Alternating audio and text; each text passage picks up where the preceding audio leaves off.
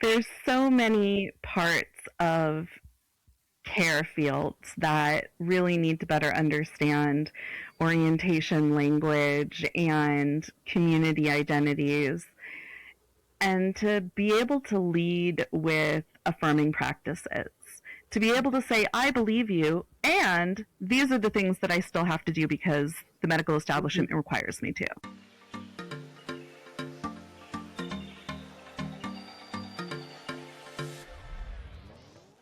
Hey, welcome to Meet Me at the Spot, where pleasure meets education.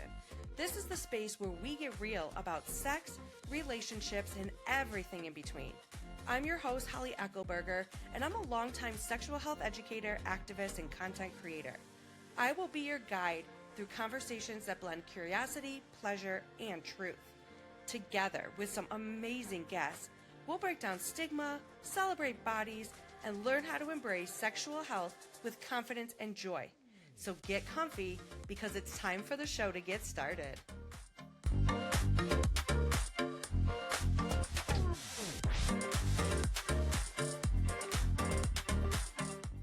Hello, everyone, and welcome back to another episode of Meet Me at the Spot, where pleasure meets education. I'm your host, Holly, and welcome to Season 5. I can't even believe it. I know I say this every season, but this season is absolutely going to be incredible, filled with some amazing guests that I have had the pleasure of spending all summer interviewing, and I still have more left to interview. If it feels like I've been gone for quite some time, well, it's because I have been. I have been taking a longer than usual hiatus between my seasons because I was working on a really special project to me called Real Sex Ed. It is my series of workshops containing a lot of information that you should have received in sex ed, but just didn't. And I still have more to go, but there are currently 12 workshops available on my website that will be in the show notes. If this is the first time you're hearing about this, it is because you are not yet subscribed for my brand new newsletter. That's where I give all the information out about all the projects I'm working on before I ever even put them on social media. The link to subscribe to my newsletter will also be in the show notes and is in my link tree in my bio on all my social media platforms. I am so excited to kick off Season 5 with my first guest, Aubri Lancaster. Aubri, who uses Brie, she pronouns, is an independent AASECT and ANTE UP certified sexuality educator, conducting workshops and trainings for clinicians and sexuality professionals since 2021, and in-home adult toy parties since 2003. As a Greyromantic asexual person, Aubri has lived experience and a connection to the asexual and aromantic communities that provides a unique perspective on the issues facing the changing landscape of sexuality and orientation today. So without further ado, let's jump into my conversation with Aubri. Welcome, Aubri, to the podcast. I am so excited for this conversation. Thank you. Me too. So I know a little bit about you. I've been following you for a while. But for the listeners, the question I ask all my guests is, what got you started in the work that you do? Yeah, well, I started in the sexuality field back in 2003 in part to learn how to enjoy sex. And I spent 16 years doing in-home adult toy parties, helping people access pleasure in their body, learning how to do that myself. And there was always a piece of it that was kind of missing, which was within that interpersonal space.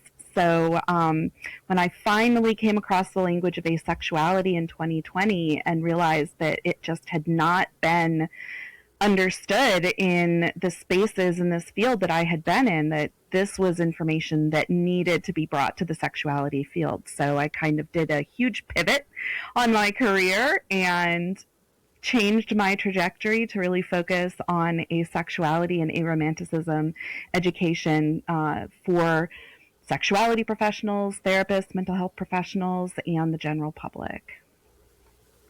Fabulous. I will say right off the bat, and I'll probably say this a couple times, but I personally have learned so much from your page and from following you. I think I've been following you for a couple years now, to be honest with you, but I love how you put things in a way that's just really digestible. But it's also super helpful for, like you said, like medical professionals too, right? So you have all of these great conversations and workshops that I see you like promoting on Instagram all the time for all of these great groups to get all this education. And I love asking this first question because I'm so nosy, and I just love the variety of ways that like brought people into the space that they're in now. But I personally love when someone takes their life experience and is like, I'm not seeing myself represented in this. I'm seeing like this thing that's missing. And instead of like waiting around for someone else to do it, you just are like, well, then I guess I'll do it. I'll be the person and I'll learn more about this.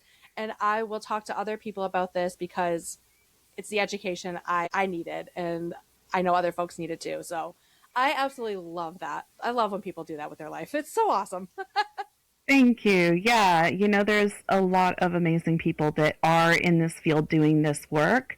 A lot of it is in academic spaces, some of it's in peer support spaces, there's many in different content creator spaces, but I wasn't really seeing it in the sexuality field. And now, since I've been doing this about 5 years in this field now, I definitely am seeing more and more people stepping up and offering training and therapy and all sorts of stuff for our community. So it really is exploding a lot.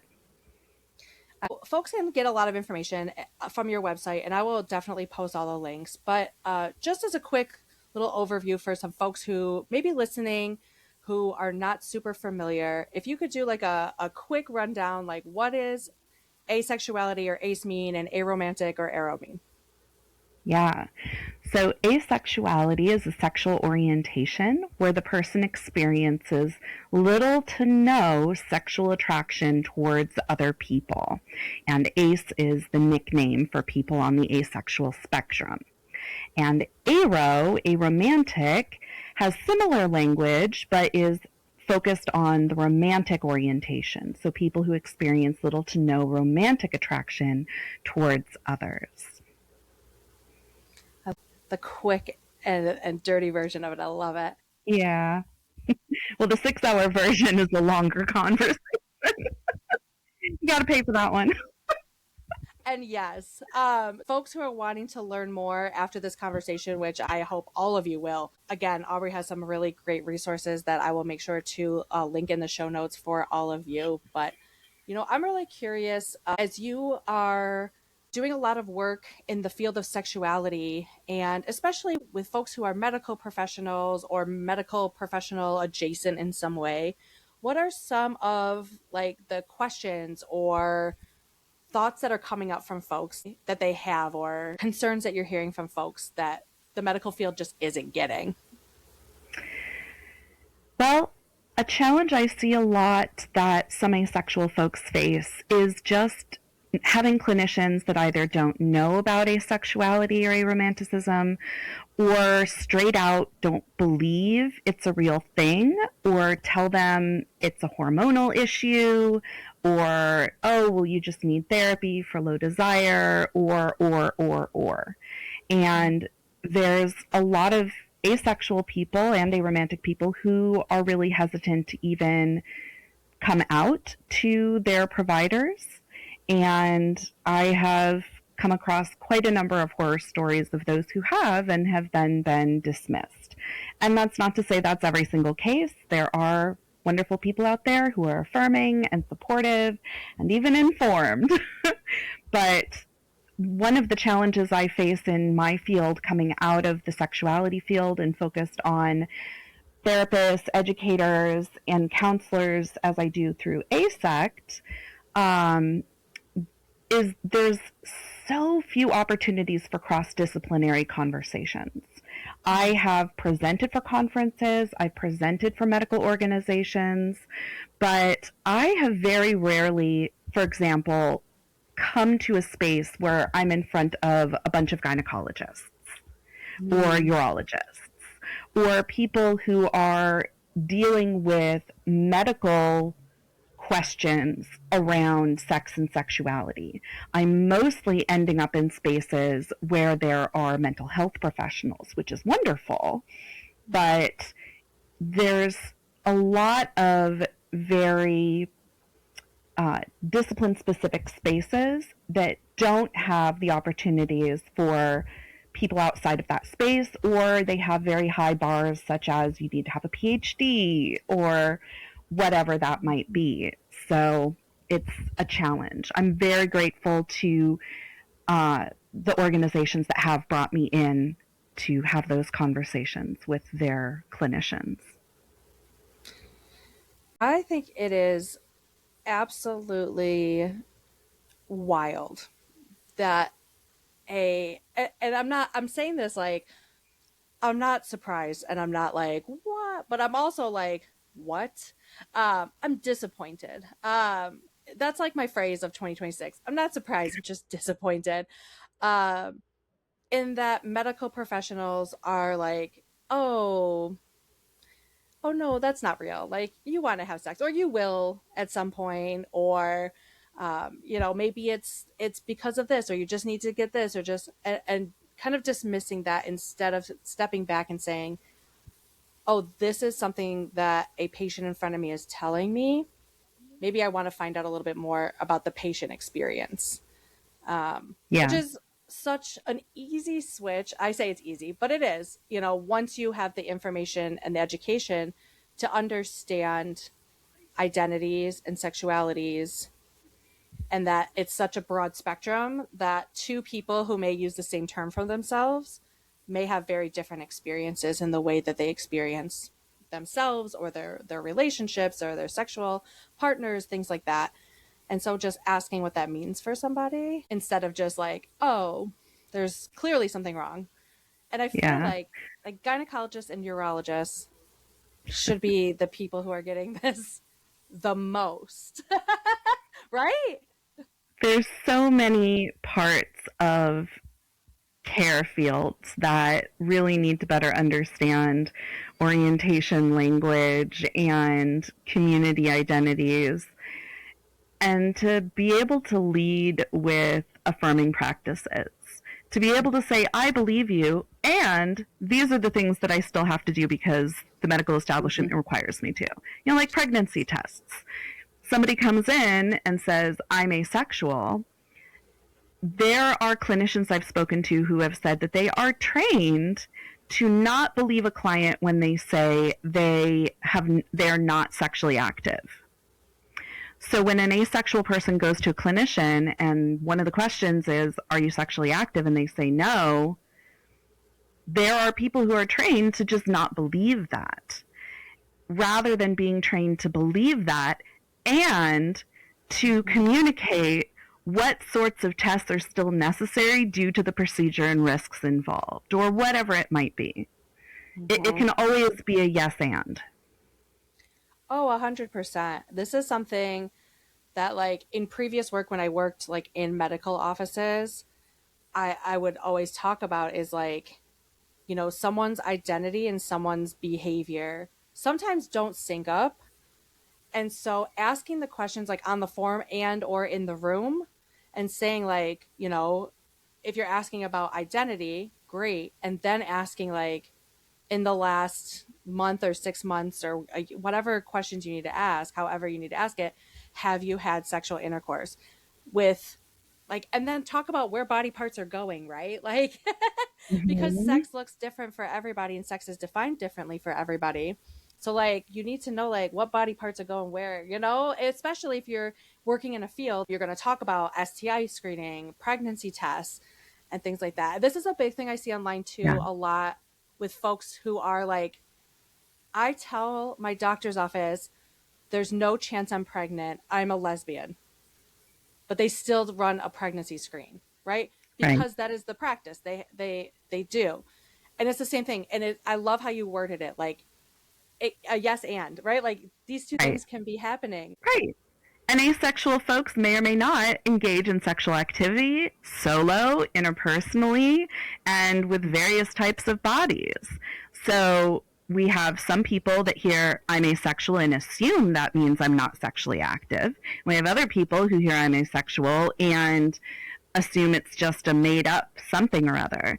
We need a lot more curiosity, a lot more patient centered approaches, and that, oh, okay, you're asexual. Thank you for letting me know.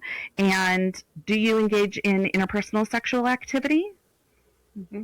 Because just asking, are you sexually active, also leaves out solo sexual activity. Mm-hmm. And especially when somebody is going in questioning their frequency of sexual interest, or, if they have never heard of asexuality, when somebody asks and they're trying to figure out if their body is ever asking for an orgasm or sexual stimulation of any kind, if they ask, are you sexually active? A lot of people don't think to include solo sex in the answer to that or in the question. And that has a huge impact on how the body is responding to sexual activity and frequency and all of that. So how many times a week are you having an orgasm is a very different question than how often are you having sex? Yeah, I think a lot of folks, medical professionals and also like on the patient side, also make this assumption that like how many times are you having sex is very heteronormative in the thinking for a lot of people, like because a lot of people just assume when we're talking about sex, we're talking about a penis inserted into a vagina. But that's not everybody's flavor, right? And that's not everybody's taste, which is fabulous. And then we're missing a lot of information. We're missing an opportunity to make a patient feel welcome, feel included, feel part of the conversation. We know that people who have good experiences in the medical field, in a medical setting, tend to come back for care when they need it. You have to establish the rapport first before you really do get into any sort of challenge in conversation. Oh, absolutely. 100%. I think that's really important. And one of the things I'm always a huge advocate for is ongoing training right at the medical practice. And that for me has always included everyone who will come in contact with a patient. So that includes the front desk staff, that includes nursing, any med techs, any doctors. If you are going to have cleaning staff in when patients are there, they also need to be part of this training too, because it's important for everybody to know. Because not only is it important for you to know for the work that you do in your 9 to 5 job or whatever your hours are, but it's important for you to know in general, right? So I want to talk a little bit about the systems, because I think the systems are a big part of it. And you talked a little bit about like there's ways you can work within a system, right? Sometimes people work for their own practice. Sometimes people work as part of a very large institution, right? Where they have little say in how things get changed, like in medical record keeping, in intake forms, and things like that. What are some of the ways that like systems can try to just be better, so to say? Intake forms are always one that comes up for me. I'm Kaiser, and Kaiser still does not have asexual as an option on orientation, and let alone aromanticism. And I actually tried to see, is there a way to reach out to somebody and ask them to look into doing something with this? And the information I kept getting kind of sent around in a loop, because there's a different company that manages the software, but they don't have any say into what they put into it. But there's nobody on the medical side that can tell me who I would talk to. There's really no easy way to submit suggestions like that. But at least in smaller clinical practices, they have a lot more control over things like that, especially for their own paperwork. And I really love when they have open-ended questions on something like that, where you could write in the language that you use for your orientation, your gender, just to have a little bit more space for that rather than having to pick a box or other. Oh. Ah. Yeah. No. And yeah, there's not a whole lot of system focused opportunities around these identities. Some of the broader system issues can come in, but they're really covered in legal frameworks. Who is allowed in to the medical space with you? Who is allowed to be your your next of kin sort of stuff? The same sorts of things that, queer communities have been dealing with for decades. We have more and more understanding of same gender partners, but we're very far away from recognizing platonic partners on that same scale. Yes. There's so many things you just mentioned that are like fiery for me.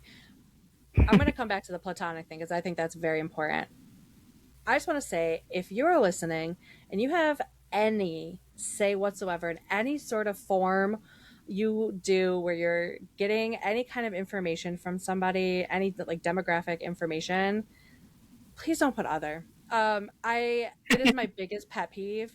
I fought so hard in so many spaces to get rid of other. They're like, yeah, but what do we put there? It's like a line, a blank line. That's it. People can figure it out. Yeah. I get on the back end of things, I get the simplicity that the like binary type language and having set boxes, how easy it makes for reporting and for the back end stuff. And I don't care about that. I don't care. If you have to hire an extra half, 0.5 FTE person to help with that back end stuff, that's worth the money, that you're going to have people feel comfortable and not feel like they have to choose from a limited options in which the option that works best for them isn't even an option. And then what do you do, right? Like, do I lie? Do I put nothing? Like, how do I handle this? Because then the nurse is going to ask me, then the doctor's going to ask me. But before that, the front desk person's probably going to ask me why I left it blank. All these people. And it's just because my option wasn't there. So please, y'all, don't put just blank lines. I think that's like the easiest way if you have any sort of influence on forms. Blank lines is for gender, for sexuality, number of partners, things like that. Blank lines. This platonic friendships, I want to explore that and talk a little bit more because I think that is such a good point that you bring up. Who's allowed to be in the room with you for a variety of different things, right? Could be just your regular wellness check. When I worked in a birth control clinic, we would tell folks, like, you can bring anyone you want. You want to bring your best friend? Like, don't bring a whole crew of people. Like, one person is fine.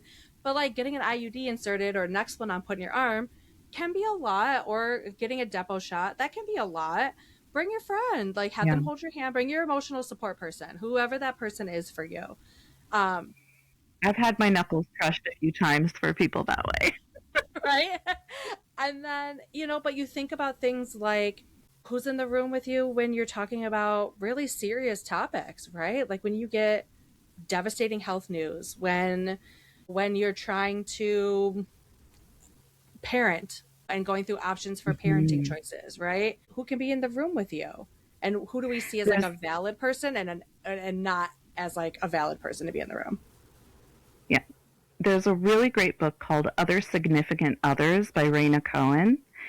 And she interviewed a number of different people who were in relationships of various kinds that had what would be considered other significant others, either as a primary type partnership or somebody else in their life that really was an important partner for them, and in platonic ways. And one of the stories that she shared was about a woman who had a disabled child, and her best friend ended up kind of stepping up and co-parenting with her.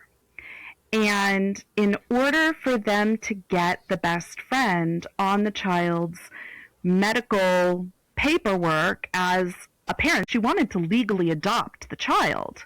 Mm-hmm. They could just get married, but she didn't want to marry her. That wasn't the relationship they had. And they weren't housing partners. They were co-parenting, and the best friend had romantic relationships and other people in her life. But as far as parenting that child, she really was the other parent. And it was so complicated for them to go through this process trying to get her legally registered as the other parent. And there's just no systems in place for that sort of relationship. Which is wild to me. The hoops you have to jump through for so many things, right? Because even for some folks, like getting married, that's not an option, because then their married status and the changes that it makes to their income can change the benefits that they receive. And so for folks who maybe on benefits for lots of different reasons, folks who are disabled, folks who are elderly, folks who are lots of different things, right? Can't get married in this country without losing potentially their benefits, Yeah. which blows my mind. Again, I'm not surprised. I'm just disappointed. Yeah. But, there's so many amazing benefits to co-parenting in this other significant other way. There's so many benefits to it, for everyone involved. Honestly, I'm trying to think like who doesn't benefit except for people making money, but they still benefit anyways, whatever. Patriarchy. Yeah, the patriarchy, right. The answer is always the patriarchy. In that situation, in that story that you had just shared from the book, it's like, this is amazing. And we have so many hoops that you have to jump through in order to even attempt to do this in a way that is truly benefiting at the end of the day the child, right? That's the benefit. That's the person benefiting the most, or should be benefiting the most from this. We talk about this idea of like having your village, and what does it look like when your village doesn't look like what the stereotypical village is thought to be. Yeah. Well, what even does stereotypical village mean? I mean, again, so much of it is coming through very specific cultural narratives, and we have so much social isolation, at least in America, in many, many different spaces. And I see more and more people are building communities in online spaces, which has a lot of benefits, but it also has a lot of challenges. And we have so little community where we live in the city and, neighborhoods around us. When I was a kid, I would go to the neighbor's house and knock on their door. Is so-and-so, can so-and-so play? And I tried to let my kid do that. And I really kind of got pushback from the other parents where, oh, well, just, you can text me. So now I'm having to manage my kid's social calendar 100% of the time. I take my dog on a walk in the neighborhood. There's no children outside playing. It's so quiet. I live in the suburbs in Southern California, and taking my dog for a walk at 3 p.m. in the middle of the afternoon. Nobody is outside. No children, nobody is running around. My kid doesn't know any of the other kids in the neighborhood because I have to be the one to go out there and try and help him socialize with them. And even, and it makes me nervous too. I've tried that. I had a neighbor I did that with. I took him over there, and she looked at me like I'd grown a third head standing on her doorstep asking if her kids could play. And she was just like, no, we're going somewhere. I'm like, oh, okay, well, should we come back another time? How would you like to do this? She's like, well, when we're out riding bicycles in the front, you can come over and join us. Okay. What? Having somebody knock on your door to play with your kid is apparently completely gauche now. I don't understand it. No, that's so true. And I'm so glad that you brought that up, because I'm like, no, when I was a kid, like, same thing. My parents would be like, bye, go outside, play, come back home when, before the streetlights come on. Now I'm like, I'm a very huge introvert. And so, like, if we're outside and they come over, I'm like, yeah, come play. Heck yeah. But we have neighbors across the street, and they're amazing. They have 5 kids, and one of their kids is the same age as my daughter. And they're like, oh my God, no, just bring her over. Like, we already have enough kids. What's one more kid? Like, we'll feed her. Does she have any allergies that we need to know about? Like, all that stuff. I'm like, that can't be my house. But I'm so glad that house exists. But it's so very, very different now. And we do rely a lot on these online spaces. And, as someone who does a lot of like activism work, I see this online a lot, where when things happen, folks start to freak out because they don't have community in their neighborhoods and in their cities, in their towns, in their general geographical area. And they have no idea who to turn to and where to go and who to listen to. And for me, because I've been doing a lot of activism work, I'm like, I'm not freaking out, when things happen. And I'm now consciously like watching online spaces. I'm like, pay attention to who's like not like freaking out, like, oh my God, because they know they have that community built. I know when things go down, I know the pages I need to go check, like, where are we going? Where's the vigil? Where's the protest? Where's the march? Where's the rally? Where is the mutual aid meetup? I know those things, but we have that community built, right? Like, we know the people in our neighborhood we can go to when something happens. But that's working from like a very proactive mindset and not a reactive mindset. And a lot of folks are so closed off. They work from that reactive, for sure.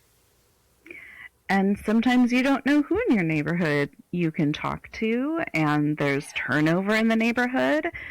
I have lived in this neighborhood my entire life, but there's very few in this neighborhood that I could say the same thing for. And even those that have, we're not having block parties. Yeah. We're not hanging out in each other's front porch. It's just a very different type climate than I think humans have experienced over much of human history. And the isolation, especially with technology and everything, we have opportunities for stuff like this. Like, obviously, you and I don't have to live within driving distance. We can have this conversation. That's great. I love having Zoom coffee calls with people all over the world. I've had Zoom chats with people in South Africa and England and Australia, and oh gosh, it's amazing. Thailand. I love that. I absolutely love that. And I think that gives us a really strong opportunity to have connection. Mm-hmm. But connection is not the same thing as community. Yeah. And there's a little bit of a flip there. And I think some of the challenge with building community is recognizing that you don't have to be 100% aligned with everybody in your community, that you can have differing perspectives and political differences with people within your community. Mm-hmm. And you don't have to be friends with everybody in your community. Mm-hmm. You need to have spaces where community exists And then you can also have your friendships. And when we Mm-hmm. try and make everything into the same exact spaces, we get a lot more breakage, Mm-hmm. and the community aspect starts to get lost. Yeah. And that's where I see a lot of this challenge. One of the things that I have seen, that I've kind of been reading around, and I can't remember the specific book, but there was a really great book that I read about a year or so ago by an author who used to do negotiations, like on big political levels between countries and big people. And one of the key takeaways that I got from that was we have this real tension in how people advocate that that we need both community and autonomy. And when we pull too hard on one side or the other, we start to lose the other one. And there's no perfect balance because everything is always in flux. We're always having changes to our lives and the world around us. So we always have to be advocating for both community and autonomy. And when we don't have space for that tension, or when one side gets more pull than the other, we start to really lose the other side of that. So when we only focus on autonomy, we get the hyper individualist focus. When we only focus on community, we lose the individual expression and the opportunity for bodily autonomy and choices. So we need both of these things. And so many spaces seem to focus on only one or the other. And I don't have an answer for how we support that, but I think we really need to recognize that both are necessary, and there's no place you're going to achieve what it is that you need out of these, and now we're happy and we have a perfect utopia from here on out, that it's a constant moving fluid system, and we are always having to adapt to make sure that we are supporting autonomy and community. And this is where I really feel there's so much wonderful language coming out of the sexuality field that can be applied so much more broadly in our world. I think the kink community has given us so much great language around negotiation, consent, recognizing when somebody is activated and may need an opportunity for some specific care or consideration, and not making assumptions about what expectations are, and rather saying, what is it that you would like to experience in this session, this home, Yeah. all of these things. And rather than defaulting to unwritten rules of conduct that are very culturally specific, and you just assume the other person's of the exact same culture, and that's not right. No. I think one of the coolest things that I have learned about from folks who work in kink spaces specifically is the aftercare piece and Yeah. what an important part that is. And I think, I'm so glad you brought up about that. I was like, yeah, we could be taking all of the stuff we're talking about, especially in kink spaces, and applying it here a little more broadly. And I think that aftercare piece for me is so important, like, and not just thinking about like after sex happens, but also thinking about like after conflict happens, or after a disagreement happens, or after a conversation happens. How are we looking after that person? How are we looking out for each other and saying like, how did that feel for you in that situation? How could we be better next time? How could we do this differently next time, so that we both feel like our voices are being heard, so that we both are feeling safe to bring up concerns? This can be applied more broadly, of course. And I love the thing that you said, like, there are so many things that we talk about in sexuality spaces that can and should be just broadly applied, Yeah. and can be, and can make things a lot easier for folks and for the systems to get better, better understanding these things, especially as we continue to move and evolve as humans. And when we evolve in the way that we interact with people, our language has to evolve too. And a lot of people who work in sexuality spaces who've been doing this work for a long time may not have any idea what ace and aro have ever meant. I certainly did not have as great of an understanding. But what I will say to folks is that in my experience and where I'm living, and especially among college age students, this is a topic that's getting asked about a lot. A Mm-hmm. lot. Folks are coming to our table, like we have like a variety of different stickers, and we're noticing like our asexual and aromantic stickers are going so fast. And we're like, what is happening? This is a shift because this was not a thing we Yeah. saw like a year ago or 2 years ago. And that harkens back to the work of Miranda Fricker, who wrote the book Epistemic Injustice, which includes two different types of injustice: testimonial injustice and hermeneutical injustice. So, epistemic injustice is an injustice of knowledge. Testimonial injustice is where somebody's personal testimony is devalued by the person hearing it because of the person hearing it, their personal biases or beliefs that change how they receive that testimony and devalue their appraisal of the validity of that testimony. And then we have hermeneutical injustice, which is an injustice of access to knowledge and not having access to the language or the frameworks that we need in order to understand our own experiences and that of others. And that also comes back heavily to who are the ones writing the books and the laws, you know, what positionalities are represented in journalism and academia and all of these spaces. Because when we don't have access to the language we need to understand our own experiences, then we are stuck in these frameworks that just don't include us or are actively harmful to us.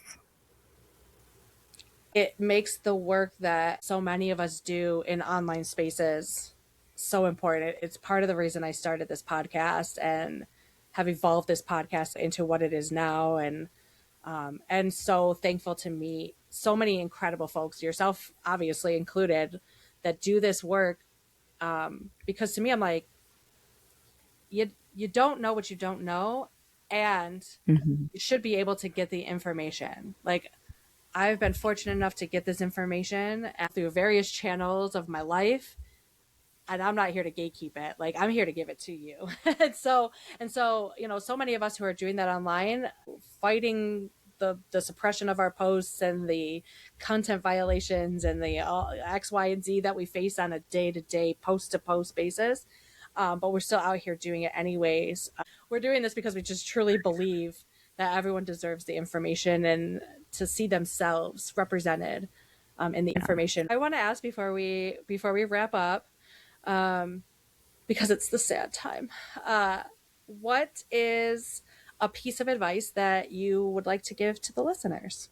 Well, so since we've been talking about ace and aro folks in medical spaces, I want to point out that both AASECT, the American Association of Sexuality Educators and Counselors, AASECT.org, and GLMA Health both have position statements supporting the validity of asexuality as a sexual orientation. And those are both pretty well respected professional organizations. And if you are ever face a situation where you are going to have a new clinician or you've gotten pushback from a clinician about the validity of asexuality, you can go to one of those websites and pull up the position statement and send that link to your clinician. I actually have it saved on my phone so that I always have it ready to go, the one for AASECT.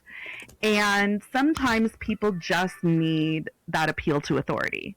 There's that testimonial injustice. Who are they going to believe? And having resources like that available so you can point to evidence-based professional spaces within the medical field and the sexuality field that can give you that tool, I think is really useful. Yeah, I love that. That's really helpful. I truly just appreciate you coming on and sharing your knowledge, and just appreciate the work that you do. It's been very helpful for me as a sex educator to continue to learn more and more about things that I'm not 100% familiar with because I wasn't taught about it. So I think it's really Right. important, and just very appreciative of you in this world. Thank you, Aubrey. We'll definitely have you come back on because there's so many things I want to talk to you about. Sounds good. Thank you so much.